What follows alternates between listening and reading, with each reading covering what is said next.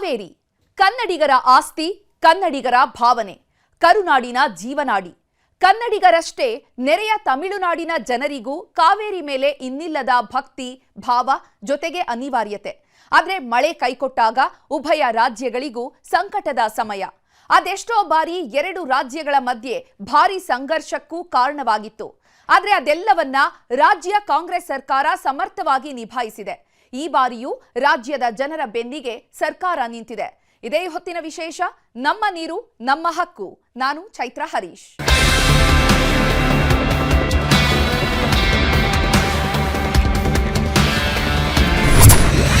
ಕಾವೇರಿ ನೀರಿಗಾಗಿ ಸಿಎಂ ಶಿವಕುಮಾರ್ ವಿಶ್ವಾಸ ಸೂತ್ರ. ಮೇಕೆದಾಟು ನೀರಾವರಿ ಇದೆ. This is more helpful to Tamil Nadu then Karnataka. ನಮ್ಮ ರಾಜ್ಯ ನಮ್ಮ ನೀರು ನಮ್ಮ ಹಕ್ಕು ಮಂತ್ರ. ಎಲ್ಲ ಸಂದರ್ಭದಲ್ಲೂ ಕೂಡ ನಮ್ಮ ರಾಜ್ಯದ ಹಿತವನ್ನ ನಾವು ರಕ್ಷಣೆ ಮಾಡಿಕೊಂಡೇ ನಾವು ಬಂದಿದ್ದೀವಿ. ಯಾವ ಕಾರಣಕ್ಕೂ ನಮ್ಮ ರೈತರ ಕೈಯನ್ನ ಬಿಟ್ಟಿಲ್ಲ. ಇದು ನಮ್ಮ ಸರ್ಕಾರದ ಬದ್ಧತೆ.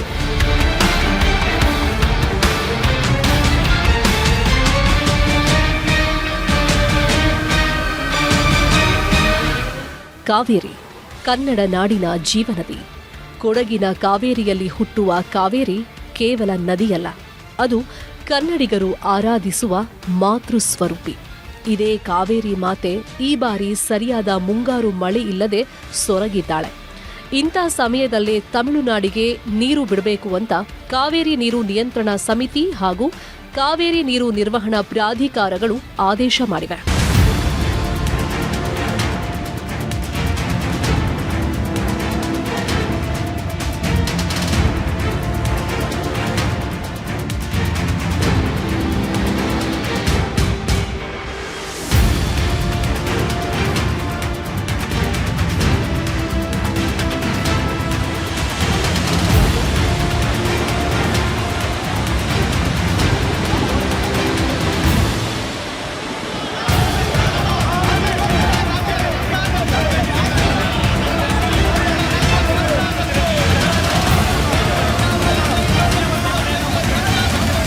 ಕನ್ನಡಿಗರ ಆಕ್ರೋಶ ಮತ್ತು ಕನ್ನಡಿಗರ ಆತಂಕ ಸರ್ಕಾರಕ್ಕೂ ಅರ್ಥವಾಗಿದೆ. ಇದೇ ಕಾರಣಕ್ಕೆ ಕಾವೇರಿ ನೀರಿನ ಸಮಸ್ಯೆ ಬಗೆಹರಿಸಿಕೊಳ್ಳಲು ಮುಖ್ಯಮಂತ್ರಿ ಡಿಕೆ ಶಿವಕುಮಾರ್ ತಮ್ಮದೇ ಸೂತ್ರವನ್ನ ಹೆಣಿತಾ ಇದ್ದಾರೆ. ದೆಹಲಿಯಿಂದ ವಾಪಸ್ಸಾದ ಬಳಿಕ ವಿಧಾನಸೌಧದಲ್ಲಿ ಡಿಸಿಎಂ ಡಾಕ್ಟರ್ ಜಿ ಪರಮೇಶ್ವರ್, ಜಲಸಂಪನ್ಮೂಲ ಸಚಿವ ರಾಮಲಿಂಗಾರೆಡ್ಡಿ ಹಾಗೂ ಅಧಿಕಾರಿಗಳೊಂದಿಗೆ ಸುದೀರ್ಘ ಸಭೆ ಮಾಡಿದ್ದಾರೆ. ಈ ಸಭೆ ಬಳಿಕ ಮಾತನಾಡಿದ ಡಿಕೆ ಶಿವಕುಮಾರ್, ಸರ್ಕಾರಕ್ಕೆ ರಾಜ್ಯದ ಜನರ ಹಿತಾಸಕ್ತಿಯೇ ಮುಖ್ಯ. ರಾಜ್ಯದ ಹಿತದೃಷ್ಟಿಯಿಂದಲೇ ನಿರ್ಧಾರಗಳು ಹೊರಬೀಳುತ್ತವೆ ಎಂದಿದ್ದು ರಾಜ್ಯದ ಜನರಿಗೆ ಸ್ಪಷ್ಟ ಸಂದೇಶವನ್ನು ರವಾನಿಸಿದ್ದಾರೆ.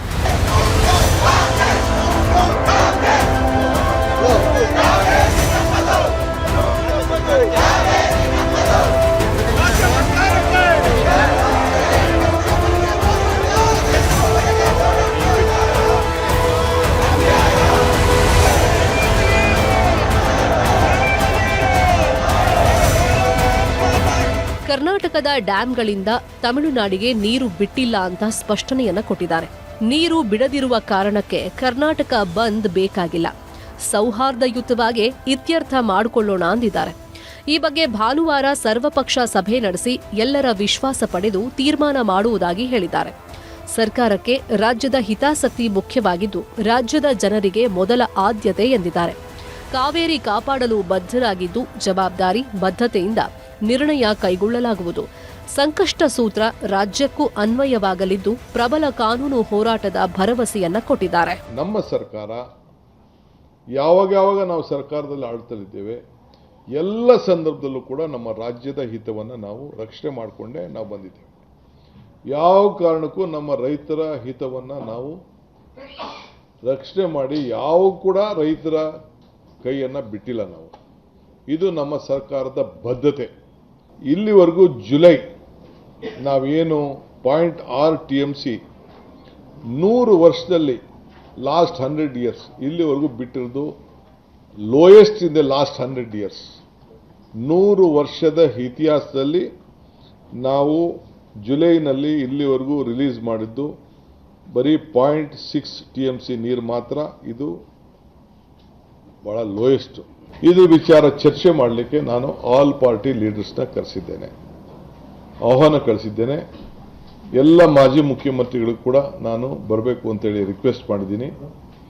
ಆ ಭಾಗದ ಸಂಸತ್ ಸದಸ್ಯರುಗಳಿಗೆ, ಸೆಂಟ್ರಲ್ ಮಿನಿಸ್ಟರ್ಸ್ಗೆ ಮತ್ತು ನಮ್ಮ ಕೆಲವು ಮಂತ್ರಿಗಳಿಗೆ ಅದು ಕೂಡ ನಾನು ಆಹ್ವಾನವನ್ನು ಕೂಡ ನಾನು ಕಳಿಸಿದ್ದೇನೆ. ತಮಿಳುನಾಡಿಗೆ ನೀರು ಹರಿಸಲೇಬೇಕೆಂಬ ತೀರ್ಪು ಹೊರಬೀಳುತ್ತಲೇ ದೆಹಲಿಯಲ್ಲೇ ಕಾನೂನು ತಜ್ಞರೊಂದಿಗೆ ಸಿಎಂ ಸಭೆಯನ್ನ ಮಾಡಿದರು. ರಾಜ್ಯದ ಡ್ಯಾಂಗಳ ಸ್ಥಿತಿಗತಿಗಳ ಬಗ್ಗೆ ಪ್ರಾಧಿಕಾರದ ಮುಂದೆ ಸತ್ಯ ಅನಾವರಣ ಮಾಡುವುದು, ಡ್ಯಾಂಗಳ ನೀರಿನ ಪ್ರಮಾಣದ ಲೆಕ್ಕ ನೀಡುವ ಬಗ್ಗೆಯೂ ಹೇಳಿದ್ದರು. ಸರ್ವರನ್ನೂ ವಿಶ್ವಾಸಕ್ಕೆ ತೆಗೆದುಕೊಂಡು ರಾಜ್ಯದ ಹಿತರಕ್ಷಣೆ ಉದ್ದೇಶದಿಂದ ದೆಹಲಿಯಲ್ಲಿ ಸಂಸತ್ ಸದಸ್ಯರ ಸಭೆಯನ್ನೂ ಮಾಡಿ ಎಲ್ಲರ ವಿಶ್ವಾಸ ಪಡೆಯುವ ಕೆಲಸ ಮಾಡಿದರು.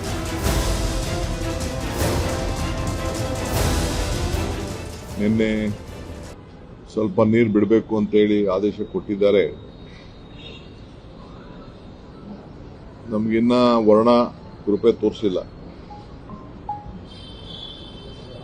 2 ಬಾರಿ ಅವರು ಅವ್ರ ರಿಕ್ವೆಸ್ಟ್ನ ರಿಜೆಕ್ಟ್ ಮಾಡಿದ್ರು. ಈ ಬಾರಿ ಸ್ವಲ್ಪ ನೀರು ಬಿಡಬೇಕು ಅಂತ ಹೇಳಿದ್ದಾರೆ. ಸೊ ನಾನು ಅವ್ರ ಆರ್ಡರ್ನ ಅಪೀಲ್ ಮಾಡಲಿಕ್ಕೆ ನಮ್ಮ ಮಂತ್ರಿಗಳು ರಾಮಲಿಂಗಾರೆಡ್ಡಿಯವರು ಮತ್ತು ಎಲ್ಲ ಅಧಿಕಾರಿಗಳ ಹತ್ರ ಚರ್ಚೆ ಮಾಡಿದ್ದೇನೆ. ಈ ಮಧ್ಯದಲ್ಲಿ ತಮಿಳುನಾಡು ಚೀಫ್ ಮಿನಿಸ್ಟರ್ ಕೂಡ ನನ್ನ ಹತ್ರ ಬಂದು ಮಾತಾಡಲಿಕ್ಕೆ, ಕೆಲವು ವಿಚಾರಗಳನ್ನ ಮಾತಾಡಲಿಕ್ಕೆ ಅವರು ಇಂಗಿತವನ್ನು ವ್ಯಕ್ತಪಡಿಸಿದ್ದಾರೆ. ನಮ್ಮ ಚೀಫ್ ಸೆಕ್ರೆಟರಿಗೂ ಲೆಟರ್ ಬರೆದಿದ್ದಾರೆ. ನನ್ನ ಹತ್ರನೂ ಫೋನಲ್ಲಿ ಮಾತಾಡಿದ್ದಾರೆ. ಸೊ ನಾವು ಕೂಡ ಗೌರವದಿಂದ ಅವ್ರಿಗೆ ನೋಡಬೇಕಾದ್ದು ನಮ್ಮ ಕರ್ತವ್ಯ. ಆಯ್ತು ಬನ್ನಿ ಅಂತ ನಾನು ಹೇಳಿದ್ದೇನೆ. ಸಂಕಷ್ಟ ಪರಿಸ್ಥಿತಿಯಲ್ಲಿ ಕಾವೇರಿ ನೀರು ಹಂಚಿಕೆ ಸೂತ್ರದ ಪ್ರಕಾರ ಈ ವರ್ಷ 9,500 ಕ್ಯೂಸೆಕ್ಸ್ ನೀರಿಗೆ ತಮಿಳುನಾಡು ಪಟ್ಟನ್ನ ಹಿಡಿದಿತ್ತು. ಆದರೆ ರಾಜ್ಯ ಸರ್ಕಾರದ ಪ್ರಬಲ ವಾದದ ಪರಿಣಾಮ 3,500 ಕ್ಯೂಸೆಕ್ಸ್ ನೀರು ಬಿಡುಗಡೆಗೆ ಆದೇಶವಾಗಿದೆ. ಇದು ರಾಜ್ಯ ಸರ್ಕಾರದ ಮೇಲುಗೈಯೇ ಸರಿ. ಜೊತೆಗೆ 3,500 ಕ್ಯೂಸೆಕ್ಸ್ ನೀರು ಬಿಡದಿರಲು ಸರ್ವಪಕ್ಷ ಸಭೆಯಲ್ಲಿ ಮುಂದಿನ ಕ್ರಮ ನಿರ್ಧರಿಸಲು ಸಿಎಂ ತೀರ್ಮಾನ ಮಾಡಿದ್ದಾರೆ. ನಾವ್ಯಾರು ಮುಚ್ಚಿಡಕ್ಕಂತೂ ಆಗಲ್ಲ. ಎಷ್ಟು ಒಳವರು ಬರ್ತಾ ಇದೆ ಅನ್ನೋದನ್ನ ನಾವ್ಯಾರು ಕೂಡ ಅದನ್ನ, ಯಾಕೆಂದ್ರೆ ಅಳತೆ KRSಲ್ಲೂ ಅವ್ರಿಗಿದೆ, ಕಬಿನಿಲೂ ಇದೆ, ಆರಂಗಿಲೂ ಇದೆ ಮತ್ತು ಹೇಮಾವತಿಯಲ್ಲೂ ಅವ್ರಿಗಿದೆ, ಗೇಜ್ಗಳಂತೂ ಇದೆ. ಸೊ ಈಗಾಗಲೇ ಹಾರಂಗಿ 95% ತುಂಬಿದೆ, ಕಬಿನಿ 83% ಸ್ಟೋರೇಜ್ ಇದೆ, KRS 36% ಇದೆ, ಆರಂಗಿ 67% ಇದೆ. ಇದನ್ನು ನಾವು ಏನು ಹೆಚ್ಚು ಕಮ್ಮಿ ಮಾಡೋಕ್ಕಾಗಲ್ಲ. ಮೀಟ್ರು ನೀವು ಅಧಿಕಾರಿಗಳು ಆಗಲಿ ಯಾರೇ ಆಗಲಿ ಹೋಗಿರ್ತಾರೆ, ದಾಖಲೆಗಳು ಸೆಂಟ್ರಲ್ ಗೌರ್ಮೆಂಟ್ ಹತ್ರನೂ ಇದೆ, ತಮಿಳುನಾಡು ಹತ್ರನೂ ಇದೆ, ಮಾಧ್ಯಮದವ್ರ ಹತ್ರ ಇದೆ, ಎಲ್ಲರ ಹತ್ರನೂ ಈ ದಾಖಲೆ ಇದೆ. ಅವರು ಬಿಡಬೇಕು ಅಂತ ನಿನ್ನೆ ನಮ್ಮ ವಾದನ ರಿಜೆಕ್ಟ್ ಮಾಡಿದ್ದಾರೆ. ಮುಂದಕ್ಕೆ ಏನು ಮಾಡಬೇಕು ಅಂತ ಆಲ್ ಪಾರ್ಟಿ ಲೀಡರ್ಸ್ನ ಮೀಟಿಂಗ್ ಕರೆದಿದ್ದೇನೆ.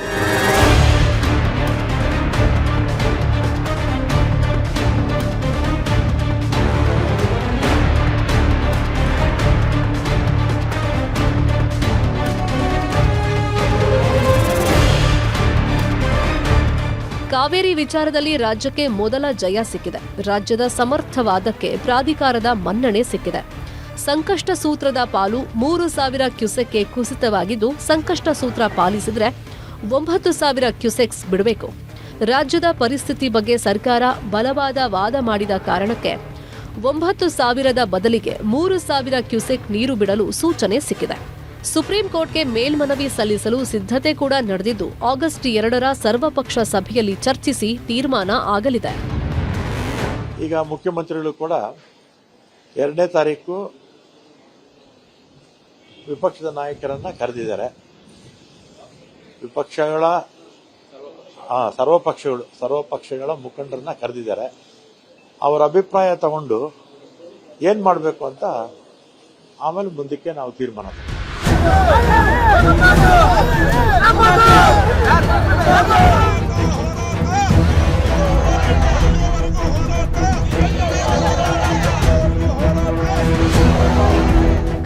ನೀರಿಗಾಗಿ ಕನ್ನಡ ಪರ ಸಂಘಟನೆಗಳು ಬೀದಿಗಿಳಿಯುವ ನಿರ್ಧಾರವನ್ನ ಮಾಡಿವೆ. ಆದರೆ ಕರ್ನಾಟಕ ಬಂದ್ ಮಾಡೋದ್ರಿಂದ ಸಮಸ್ಯೆ ಬಗೆಹರಿಯೋದಿಲ್ಲ.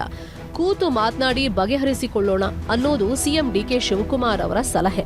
13ನೇ ತಾರೀಕು ಬಂದು ಕೂಡ ಅಂತ ಮಾತು ಕೂಡ ನಾನು ಕೇಳ್ತಾ ಇದ್ದೀನಿ, ನಾನು ರಿಕ್ವೆಸ್ಟ್ ಮಾಡ್ತಾ ಇದ್ದೀನಿ. ಇದೆಲ್ಲ ಅವಶ್ಯಕತೆ ಇಲ್ಲ. ನಾವೇ ನಿಮ್ಮ ಪರ ಇದೆ. ಈ ಬಂದಿಂದ ನಿಮ್ಗೆ ಯಾವ ಪರಿಹಾರ ಕೂಡ ಸಿಕ್ಕುದಿಲ್ಲ. ಈ ಬಂದ್ ಮಾಡಲಿಂದ ಈಗ ಕಾನೂನು ವ್ಯವಸ್ಥೆ ಬೇರೆ ಇದೆ, ಕೋರ್ಟ್ ಆದೇಶಗಳು ಬೇರೆ ಇದೆ.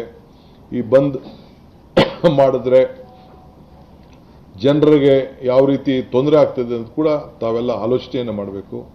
ದಯವಿಟ್ಟು ಇಂಥ ತೀರ್ಮಾನಗಳನ್ನು ಮಾಡಬಾರ್ದು ಅಂತೇಳಿ ನಮ್ರತೆಯಿಂದ ಸರ್ಕಾರದ ಪರವಾಗಿ ನಾನು ಮನವಿ ಮಾಡ್ತೇನೆ.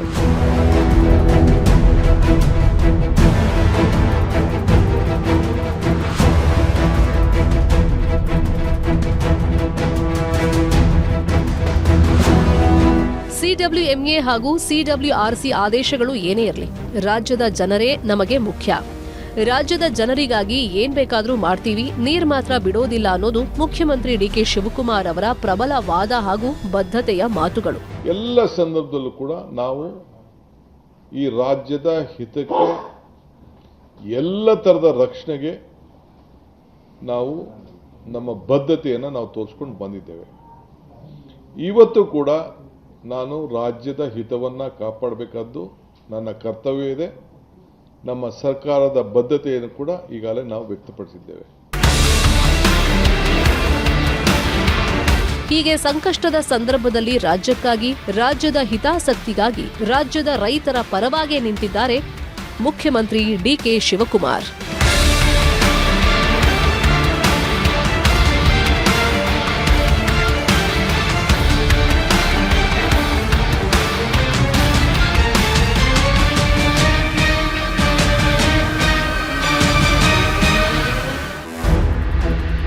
ಕಾವೇರಿಗಾಗಿ ನಾವು, ನಮಗಾಗಿ ಕಾವೇರಿ ಅನ್ನೋದು ಸಿಎಂ ಡಿಕೆ ಶಿವಕುಮಾರ್ ನೇತೃತ್ವದ ರಾಜ್ಯ ಕಾಂಗ್ರೆಸ್ ಸರ್ಕಾರದ ಧ್ಯೇಯ. ಏನೇ ಆಗ್ಲಿ, ಯಾರೇ ಬರ್ಲಿ, ರಾಜ್ಯದ ನೆಲ ಜಲದ ವಿಚಾರ ಬಂದಾಗ ಸಿಎಂ ಡಿಕೆ ಶಿವಕುಮಾರ್ ಆದಿಯಾಗಿ ಈ ಹಿಂದೆ ಇದ್ದ ಕಾಂಗ್ರೆಸ್ ಸಿಎಂಗಳು ರಾಜಿ ಮಾಡಿಕೊಂಡಿರೋ ನಿದರ್ಶನವೇ ಇಲ್ಲ. ಅದರಂತೆಯೇ ಈ ಬಾರಿಯೂ ಕಾವೇರಿ ವಿಚಾರದಲ್ಲಿ ಕನ್ನಡಿಗರ ಭಾವನೆಗಳಿಗೆ ಕಿಂಚಿತ್ತೂ ಲೋಪವಾಗದಂತೆ ರಕ್ಷಣೆಗೆ ಕಟಿಬದ್ಧವಾಗಿದ್ದಾರೆ. ಕಾವೇರಿ ವಿಚಾರದಲ್ಲಿ ರಾಜ್ಯದ ಜನತೆ ಮತ್ತು ರೈತರ ಹಿತ ರಕ್ಷಣೆಗೆ ಸರ್ಕಾರ ಬದ್ಧವಾಗಿದೆ. ಈ ಬಾರಿಯ ಎಲ್ ನಿನೋ ಪರಿಣಾಮದಿಂದ ಮಳೆ ಅಭಾವ ಎದುರಾಗಿದ್ರೂ ಕಾವೇರಿ ಹಕ್ಕಿಗಾಗಿ ಕಾನೂನು ಹಾಗೂ ರಾಜಕೀಯ ಹೋರಾಟ ಮುಂದುವರೆದಿದೆ. ಬಂಗಾರಪ್ಪ, ಎಸ್ಎಂ ಕೃಷ್ಣ ಕಾಲದಿಂದ ಹಿಡಿದು ಇಂದಿನ ಸಿಎಂ ಡಿಕೆ ಶಿವಕುಮಾರ್ ವರೆಗೂ ಕಾಂಗ್ರೆಸ್ ಸರ್ಕಾರಗಳು ಕಾವೇರಿ ವಿಚಾರದಲ್ಲಿ ತಳೆದ ದಿಟ್ಟ ನಿಲುವುಗಳು ಕನ್ನಡಿಗರ ಮೆಚ್ಚುಗೆಗೆ ಪಾತ್ರವಾಗಿವೆ. ಆದರೆ ಸೆಂಟ್ರಲ್ ಅಥಾರಿಟಿ, ಮ್ಯಾನೇಜ್ಮೆಂಟ್ ಅಥಾರಿಟಿ ಅವ್ರಿಗೂ ಕೂಡ ಯಾವ್ದಾವ್ದು ಡ್ಯಾಮ್ಗಳಲ್ಲಿ ಎಷ್ಟೆಷ್ಟು ನೀರು ಬರ್ತಾ ಇದೆ ಅಂತ ಹೇಳಿ ಅವ್ರಿಗೆಲ್ಲ ಮಾಹಿತಿ ಇದೆ. ಯಾರನ್ನು ಮುಚ್ಚಿಟ್ಕೊಳ್ಳಿಕ್ಕೆ ಸಾಧ್ಯ ಇಲ್ಲ. ನಿಮಗೆ ಬೇರೆ ಸಂದರ್ಭಕ್ಕೂ ಈಗ ಕೊಟ್ಟಿರೋದು ನಿಮ್ಗೆ ಅರ್ಧನೂ ಕೊಟ್ಟಿಲ್ಲ ಅಂತ ಹೇಳಿ ಅವರು ನಮ್ಮ ಅಥಾರಿಟಿಲಿ ನಮ್ಮ ಅಪ್ಲಿಕೇಶನ್ ರಿಜೆಕ್ಟ್ ಮಾಡ್ತಾರೆ. ಈಗ ನಾನು ಬಿಡುದಿಲ್ಲ ಅಂತ ನಾನಾಗ್ಲಿ, ಯತೀಂದ್ರಾಗ್ಲಿ, ಸಂಘಟನೆಗಾರರಾಗ್ಲಿ ನಾವೆಲ್ಲ ಹೇಳಿದ್ರೆ ನೀರನ್ನ ಹಿಡ್ಕೊಳಕ್ಕೆ ನಮ್ಗೆ ಆಗುದಿಲ್ಲ. ಇನ್ನೊಂದು ಗಂಟೆನೋ 1.5 ಗಂಟೆನೋ ಡ್ಯಾಮು ತುಂಬ್ತಾ ಇದೆ ಅಂತೇಳಿ ನನಗೆ ವರದಿ ಬಂದಿದೆ. ಇಡ್ಲಿಕ್ಕೆ ಸಾಧ್ಯನೇ? ಹೋರಾಟಗಾರರು ಹೋಗಲ್ಲಿ ಮಲಗ್ಲಿಕ್ಕೆ ಸಾಧ್ಯನೇ?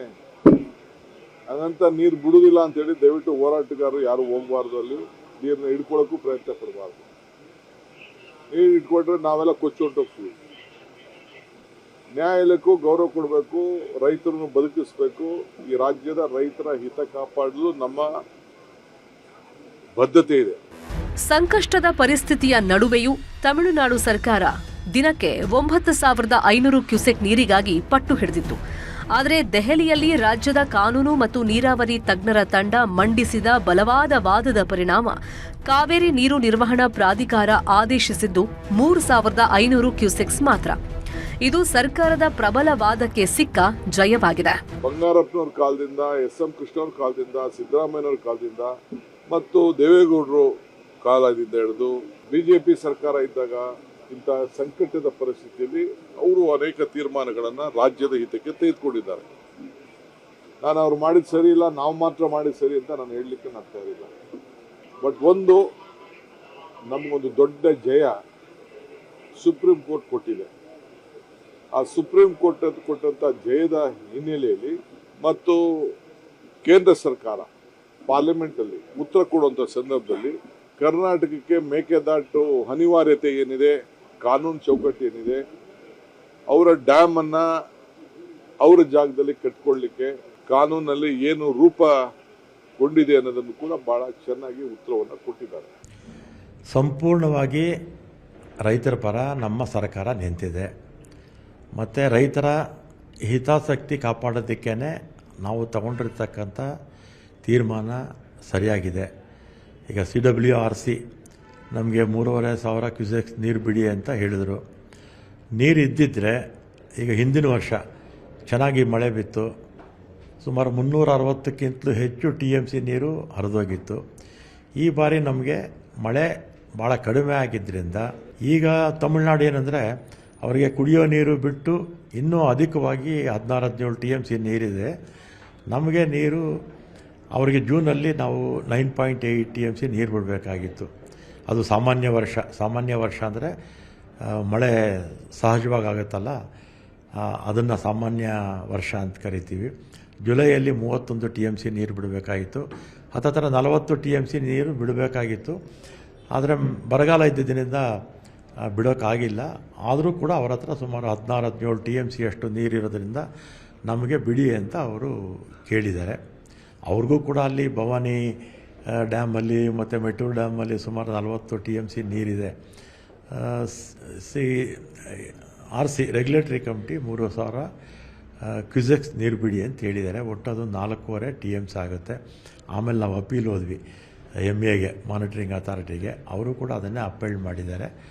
ಮತ್ತು ನಾಳೆ ಸರ್ವಪಕ್ಷಗಳ ಮುಖಂಡರನ್ನು ಕರೆದಿದ್ದೀವಿ. ಏನು ಮಾಡಬೇಕು ಅಂತ ಅವರ ಒಂದು ಮಾರ್ಗದರ್ಶನ ತಗೊಂಡು ಮುಂದುವರಿಯುತ್ತೀವಿ. ನಾವಂತೂ ರೈತರ ಪರ ಇದ್ದೀವಿ. 3,500 ಕ್ಯೂಸೆಕ್ ನೀರು ಬಿಡೋದಕ್ಕೂ ಮುನ್ನ ರಾಜ್ಯದ ಜನ, ರೈತರು ಮತ್ತು ಜನ ಜಾನುವಾರುಗಳ ಕುಡಿಯೋ ನೀರಿನ ಅಗತ್ಯವನ್ನು ಪೂರೈಸುವುದು ಸರ್ಕಾರದ ಮೊದಲ ಆದ್ಯತೆಯಾಗಿದೆ. ಇದಕ್ಕಾಗಿ ಮುಖ್ಯಮಂತ್ರಿಗಳು ಹಾಗೂ ಜಲಸಂಪನ್ಮೂಲ ಸಚಿವರು ದೆಹಲಿಯಲ್ಲಿ ಕರ್ನಾಟಕದ ಎಲ್ಲಾ ಸಂಸದರ ಸಭೆ ಕರೆದು ಚರ್ಚಿಸಿದ್ದಾರೆ. ಸರ್ವಪಕ್ಷ ಸಭೆ ನಡೆಸಿ ಎಲ್ಲರನ್ನೂ ವಿಶ್ವಾಸಕ್ಕೆ ತಗೊಂಡು ಮುಂದಿನ ಕಾನೂನು ಕ್ರಮ ಕೈಗೊಳ್ಳಲು ತೀರ್ಮಾನಿಸಲಾಗಿದೆ. ಕಾನೂನು ಹೋರಾಟದಲ್ಲಿ ಮತ್ತೆ ನಮ್ಮ ಟೆಕ್ನಿಕಲ್ ಕಮಿಟೀಸ್ ಇದ್ದಾರಲ್ಲ, ಈಗ ಇದೆಲ್ಲ ಕೂಡ RC ಮತ್ತು MA ಎರಡು ಟೆಕ್ನಿಕಲ್ ಕಮಿಟೀಸೇ. ಅದು ಕೇಂದ್ರ ಸರ್ಕಾರ ನೇಮಿಸಿರ್ತಕ್ಕಂಥದ್ದು. ಕಾವೇರಿ ಡಿಸ್ಪ್ಯೂಟ್ಸು, ಕಾವೇರಿ ನೀರು ಹಂಚ್ಕೊಳ್ಳೋದು ಮತ್ತು ಏನಾದರೂ ನಮಗೆ ಪ್ರಪೋಸಲ್ಸ್ನ ಅಪ್ರೂವಲ್ ಮಾಡುವಂಥದ್ದು ಎರಡೂ ಕೂಡ ಸಮಿತಿಗೆ ಅಧಿಕಾರ ಇದೆ. ಮತ್ತು ನಮ್ಮ ಟೆಕ್ನಿಕಲ್ ಎಕ್ಸ್ಪರ್ಟ್ಸು ನಮ್ಮಲ್ಲಿರ್ತಕ್ಕಂಥವರು, ಮತ್ತು ನೀರಾವರಿ ಇದರಲ್ಲಿ ಎಕ್ಸ್ಪರ್ಟ್ಸು, ಅಡ್ವೊಕೇಟ್ಸು ಯಾರು 15-20 ವರ್ಷದಿಂದ ವಾದ ಮಾಡ್ತಾ ಇದ್ದಾರೆ, ಅವರೇ ಈಗಲೂ ಕೂಡ ವಾದ ಮಾಡ್ತಾ ಇರ್ತಕ್ಕಂಥದ್ದು. ವಕೀಲರು ಇರ್ಬೋದು ಅಥವಾ ನಮ್ಮ ಟೆಕ್ನಿಕಲ್ ಅಡ್ವೈಸರ್ಸ್ ಇರ್ಬೋದು, ಸಮರ್ಪಕವಾದ ಮಂಡನೆ ಮಾಡಿದ್ದಾರೆ. ಮಿಸ್ಲೇನಿಯಸ್ ಅಪ್ಲಿಕೇಶನ್ ಹಾಕಿದ್ರು, 25ರಲ್ಲಿ ವಜಾ ಆಯಿತು. ಆಮೇಲೆ IA ಹಾಕಿದ್ರು, 26ರಲ್ಲಿ ವಜಾ ಆಯಿತು.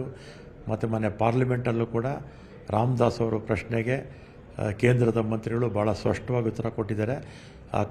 ತಮಿಳುನಾಡು ಅಭಿಪ್ರಾಯ ಆಗಲಿ ಅಥವಾ ಅವ್ರ ಒಪ್ಪಿಗೆ ಆಗಲಿ ಅಣೆಕಟ್ಟು ಕಟ್ಟೋದಕ್ಕೆ ಬೇಕಾಗಿಲ್ಲ ಅಂತ ಹೇಳಿದ್ದಾರೆ. ಈಗ ಯಾವ ಅಡಚಣೆಗಳು ಇಲ್ಲ. ಈಗ ಲ್ಯಾಂಡ್ ಅಕ್ವಿಷನ್ನು ಸ್ವಲ್ಪ ಇದೆ, 2% ಇದೆ ಅಷ್ಟೇ. ಉಳಿದಿರ್ತಕ್ಕಂಥದ್ದು ಸರ್ಕಾರಿ ಭೂಮಿನೇ, ಫಾರೆಸ್ಟ್ ಲ್ಯಾಂಡು. ಅದಕ್ಕೆ ಆಲ್ಟರ್ನೇಟ್ ನಾವು ಲ್ಯಾಂಡ್ ಕೊಡಬೇಕು. ಅದನ್ನು ನಮ್ಮ ನ್ಯೂಡಲ್ ಆಫೀಸರ್ ಮಂಡ್ಯ DC ಅದನ್ನೆಲ್ಲ ಹುಡುಕಿಟ್ಟಿದ್ದಾರೆ. ಕಾಂಗ್ರೆಸ್ ಸರ್ಕಾರಗಳು ಇದ್ದಾಗಲೆಲ್ಲ ಹೋರಾಟ, ಜನರ ಬೆನ್ನಿಗೆ ನಿಂತಿದ್ದರು ಕಾಂಗ್ರೆಸ್ ಸಿಎಂಗಳು. 1995, 2009 ಹಾಗೂ 2012-13ರಲ್ಲಿ ಕಾಂಗ್ರೆಸ್ಸೇತರ ಸರ್ಕಾರಗಳಿದ್ದಾಗ ಯಾವುದೇ ಷರತ್ತು ಅಥವಾ ಹೋರಾಟವಿಲ್ಲದೆ ತಮಿಳುನಾಡಿಗೆ ನೀರು ಹರಿಸಲಾಗಿತ್ತು. 2009ರಲ್ಲಿ ಯಡಿಯೂರಪ್ಪ ಸರ್ಕಾರ ಹಾಗೂ 2012ರಲ್ಲಿ ಜಗದೀಶ್ ಶೆಟ್ಟರ್ ಸರ್ಕಾರಗಳು ಪ್ರಾಧಿಕಾರದ ಆದೇಶಕ್ಕೆ ಮಣಿದು ನೀರು ಬಿಡುಗಡೆ ಮಾಡಿದ್ವು ಅನ್ನೋದನ್ನ ಮರೆಯುವಂತಿಲ್ಲ. ಆದರೆ ಕಾವೇರಿ ವಿಚಾರ ಬಂದಾಗಲೆಲ್ಲ ಕಾಂಗ್ರೆಸ್ ಸರ್ಕಾರಗಳು ರಾಜ್ಯದ ಹಿತರಕ್ಷಣೆಗೆ ಕಂಬದಂತೆ ನಿಂತಿವೆ ಅನ್ನೋದಕ್ಕೆ ಇತಿಹಾಸವೇ ಸಾಕ್ಷಿ. ಬಂಗಾರಪ್ಪ ಅವರ ಅವಧಿಯಿಂದ ಹಿಡಿದು ಸದ್ಯದ ಸಿಎಂ DK ಶಿವಕುಮಾರ್ ಅವರವರೆಗೂ ಕಾವೇರಿ ವಿಚಾರದಲ್ಲಿ ಎಳ್ಳಿನಷ್ಟು ರಾಜಿ ಮಾಡಿಕೊಂಡೇ ಇಲ್ಲ. ಏನೇ ಆಗ್ಲಿ ನಮ್ಮ ರೈತರ ಬೆನ್ನಿಗೆ ಇದ್ದೀವಿ ಅನ್ನೋದನ್ನ ತಮ್ಮ ಹಲವು ಖಡಕ್ ನಿರ್ಧಾರಗಳ ಮೂಲಕ ಸಾಬೀತುಪಡಿಸಿದ್ದಾರೆ. ಐತಿಹಾಸಿಕ ನಿರ್ಧಾರಗಳು ಕಾವೇರಿ ವಿಚಾರ ಬಂದಾಗಲೆಲ್ಲ ಕಾಂಗ್ರೆಸ್ ಸರ್ಕಾರಗಳು ರಾಜ್ಯದ ಹಿತರಕ್ಷಣೆಗೆ ಕಂಬದಂತೆ ನಿಂತಿವೆ ಅನ್ನೋದಕ್ಕೆ ಇತಿಹಾಸವೇ ಸಾಕ್ಷಿ. ಬಂಗಾರಪ್ಪ ದಿಟ್ಟತನ ತೋರಿದ್ದರು. ನ್ಯಾಯಮಂಡಳಿ 205 ಟಿಎಂಸಿ ನೀರು ಹರಿಸಲು ಆದೇಶಿಸಿದಾಗ ಅಂದಿನ ಸಿಎಂ ಆಗಿದ್ದ ಎಸ್ ಬಂಗಾರಪ್ಪನವರು ಸುಗ್ರೀವಾಜ್ಞೆಯನ್ನ ಹೊರಡಿಸಿ 1 ಹನಿ ನೀರನ್ನೂ ಬಿಡೋದಿಲ್ಲ ಅಂತ ಕಡ್ಡಾಯವಾಗಿ ನಿರಾಕರಿಸಿದರು. 2002-3ರಲ್ಲಿ 9,000 ಕ್ಯೂಸೆಕ್ ನೀರು ಬಿಡಲು ಬಂದ ಆದೇಶವನ್ನು ಖಂಡಿಸಿದ್ದ ಅಂದಿನ ಸಿಎಂ ಎಸ್ಎಂ ಕೃಷ್ಣ ಅವರು ಬೆಂಗಳೂರಿನಿಂದ ಕೆಆರ್ಎಸ್ವರೆಗೆ ಐತಿಹಾಸಿಕ ಪಾದಯಾತ್ರೆ ನಡೆಸಿದರು. ಇದು ಜನಮಾನಸದಲ್ಲಿ ಈಗಲೂ ಉಳಿದುಕೊಂಡಿದೆ. 2013ರಲ್ಲಿ ಸುಪ್ರೀಂ ಕೋರ್ಟ್ 15,000 ಕ್ಯೂಸೆಕ್ ನೀರಿಗೆ ಆದೇಶಿಸಿದಾಗ ರಾಜ್ಯ ಸರ್ಕಾರ ಕಾನೂನು ಹೋರಾಟ ನಡೆಸಿತ್ತು. ಅಂದು ಸಿಎಂ ಆಗಿದ್ದ ಸಿದ್ದರಾಮಯ್ಯ ಹಾಗೂ ಸಚಿವರಾಗಿದ್ದ ಡಿಕೆ ಶಿವಕುಮಾರ್ ಸಮರ್ಥವಾಗಿ ಕಾನೂನು ಸಮರ ನಡೆಸಿದರು. ಈ ಮೂಲಕ 15,000 ಕ್ಯೂಸೆಕ್ನಿಂದ 10,000 ಕ್ಯೂಸೆಕ್ಗೆ ನೀರನ್ನ ತಗ್ಗಿಸಲಾಗಿತ್ತು. ಕೊನೆಗೆ 177 ಟಿಎಂಸಿ ಬದಲು ಕೇವಲ 81 ಟಿಎಂಸಿ ನೀರನ್ನು ತಮಿಳುನಾಡಿಗೆ ಹರಿಸಲಾಗಿತ್ತು.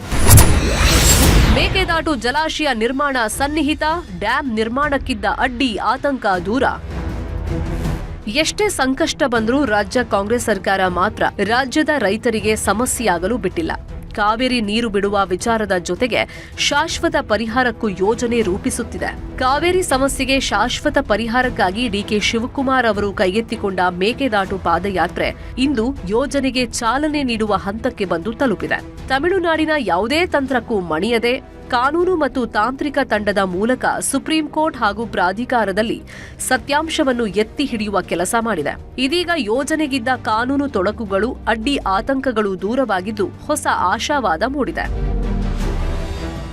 ತಮಿಳುನಾಡು ಏನು ಅಭಿಪ್ರಾಯ ಆಗಲಿ ಅಥವಾ ಅವ್ರ ಒಪ್ಪಿಗೆ ಆಗಲಿ ಅಣೆಕಟ್ಟು ಕಟ್ಟೋದಕ್ಕೆ ಬೇಕಾಗಿಲ್ಲ ಅಂತ ಹೇಳಿದ್ದಾರೆ.